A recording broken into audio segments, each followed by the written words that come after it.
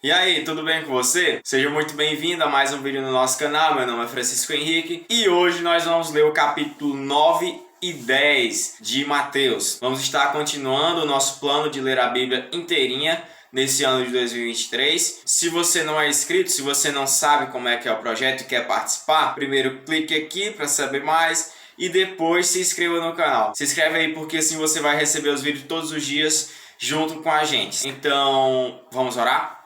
Senhor, meu Deus e eterno Pai, muito obrigado mais uma vez por tudo que o Senhor tem feito por cada um de nós. Muito obrigado por esse privilégio que nós temos de mais uma vez poder ler as Sagradas Escrituras. Em nome de Jesus, que o Senhor venha nos guiar esse dia e que o Senhor venha nos abençoar grandemente. É o que eu te peço e te agradeço. Em nome de Jesus, Senhor. Amém. Pronto. Agora, nós vamos para capítulo 9, que recebe um título: Jesus cura um paralítico. Versículo 1. Jesus entrou num barco e atravessou o mar até a cidade onde morava. Algumas pessoas lhe trouxeram um paralítico deitado numa maca. Ao ver a fé que eles tinham, Jesus disse ao paralítico: Anime-se, filho, seus pecados estão perdoados. Alguns mestres da lei disseram a si mesmos: Isso é blasfêmia. Jesus, percebendo o que pensavam, perguntou: Por que vocês reagem com tanta maldade em seu coração?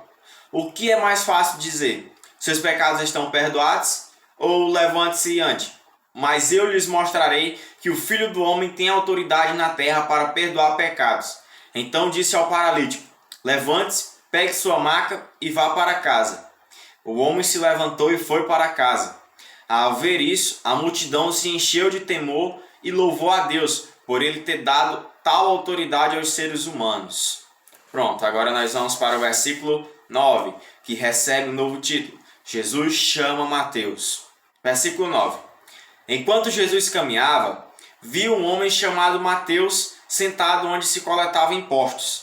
Siga-me, disse-lhe Jesus, e Mateus se levantou e o seguiu. Mais tarde, na casa de Mateus, Jesus e seus discípulos estavam à mesa, acompanhados de um grande número de cobradores de impostos e pecadores. Quando os fariseus viram isso, perguntaram aos discípulos: Por que o seu mestre come com cobradores de impostos e pecadores? Jesus ouviu o que disseram e respondeu: As pessoas saudáveis não precisam de médico, mas sim os doentes. E acrescentou: Agora vão e aprendam o significado dessa passagem das Escrituras. Quero que demonstrem misericórdia e não que ofereçam sacrifícios, pois não vim para chamar os justos, mas sim os pecadores. Pronto, nós terminamos o Jesus chamando Mateus e agora nós vamos para a discussão sobre o jejum, no versículo 14. Vamos lá, versículo 14. Os discípulos de João Batista foram a Jesus e lhe perguntaram: Por que seus discípulos não têm o hábito de jejuar como nós e os fariseus? Jesus respondeu: Por acaso os convidados de um casamento ficam de luto enquanto festejam com o noivo? Um dia, porém, o noivo lhes será tirado, e então jejuarão. Além disso, ninguém remendaria uma roupa velha usando pano novo. O pano rasgaria a roupa, deixando o buraco ainda maior. E ninguém colocaria vinho novo em velhos recipientes de couro. O couro se arrebentaria, deixando vazar o vinho, e os recipientes velhos se estragariam. Vinho novo é guardado em recipientes novos, para que ambos se conservem. Pronto, agora nós terminamos a discussão sobre o jejum, que Jesus e os discípulos de João. E agora nós vamos para Jesus cura em resposta à fé. Versículo 18. Enquanto Jesus ainda falava, o líder da sinagoga local veio e se ajoelhou diante dele. Minha filha acaba de morrer, disse.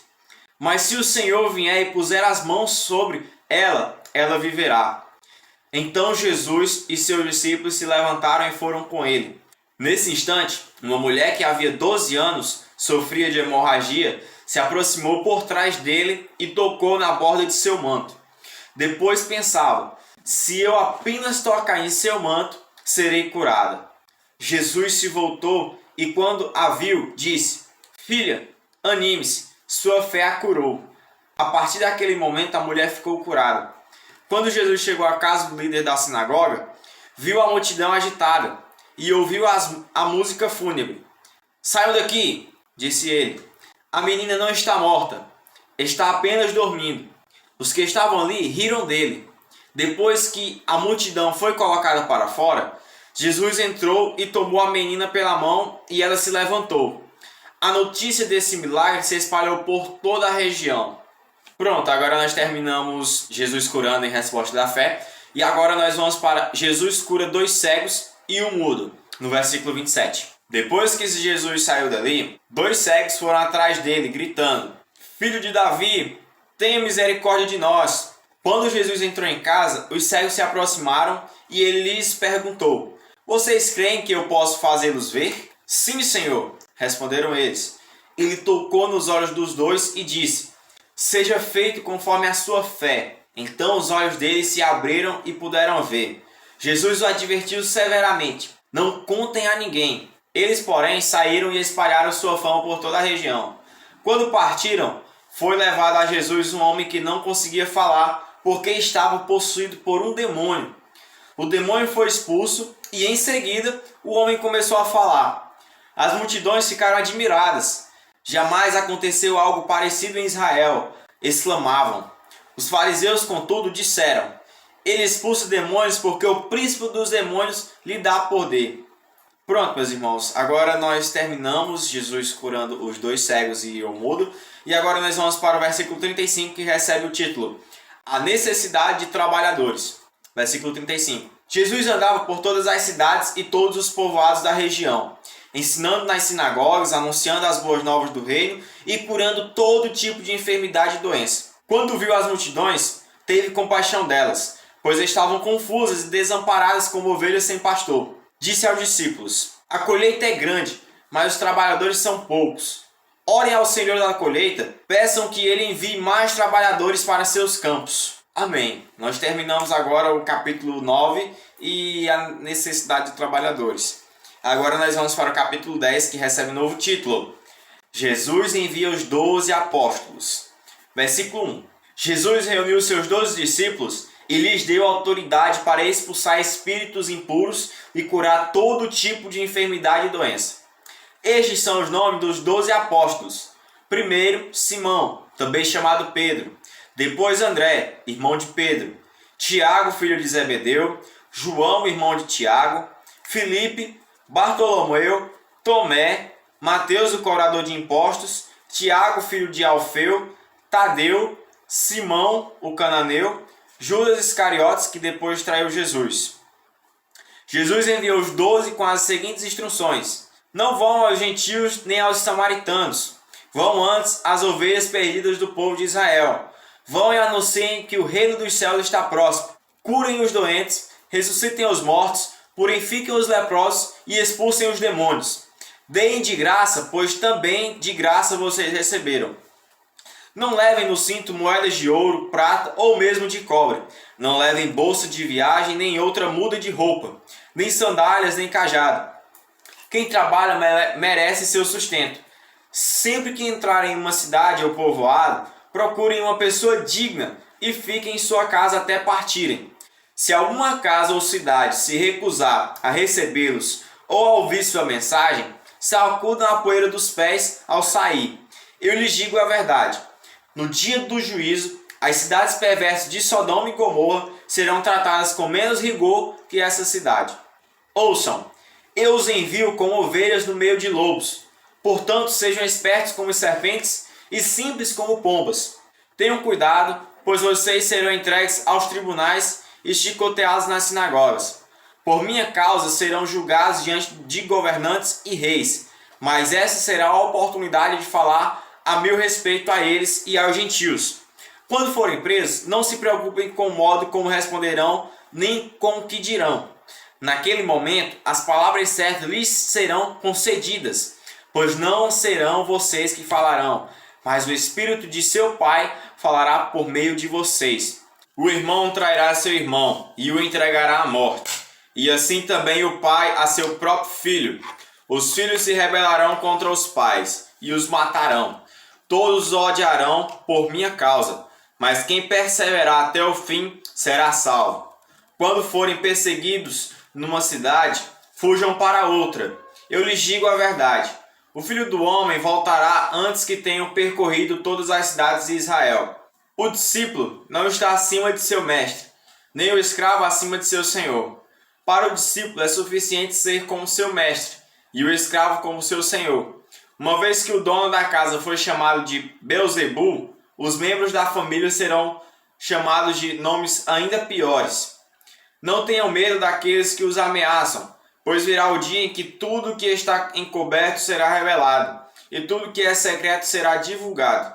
O que agora lhes digo no escuro, anuncie às claras, e o que sussurra em seus ouvidos, proclamem dos telhados. Não tenham medo dos que querem matar o corpo, eles não podem tocar na alma. Temam somente a Deus, que pode destruir no inferno tanto a alma como o corpo. Quanto custam 2 pardais? Uma moeda de cobre? No entanto, nenhum deles cai no chão sem o conhecimento de seu Pai. Quanto a vocês, até os cabelos de sua cabeça estão contados. Portanto, não tenham medo. Vocês são muito mais valiosos que um bando inteiro de pardais. Quem me reconhecer em público aqui na terra, eu o reconhecerei diante de meu Pai no céu. Mas quem me negar aqui na terra, eu também o negarei diante de meu Pai no céu. Não imaginem que vim trazer paz à terra. Não vim trazer paz, mas a espada. Vim para pôr o homem contra seu pai, a filha contra sua mãe e a nora contra sua sogra. Seus inimigos estarão em sua própria casa. Quem ama seu pai ou sua mãe mais que a mim, não é digno de mim. E quem ama seu filho ou sua filha mais que a mim, não é digno de mim. Quem se recusa a tomar a sua cruz e me seguir, não é digno de mim. Quem se apegar à própria vida, a perderá. Mas quem abrir mão de sua vida por minha causa, a encontrará. Quem recebe vocês, recebe a mim. E quem me recebe, também recebe aquele que me enviou.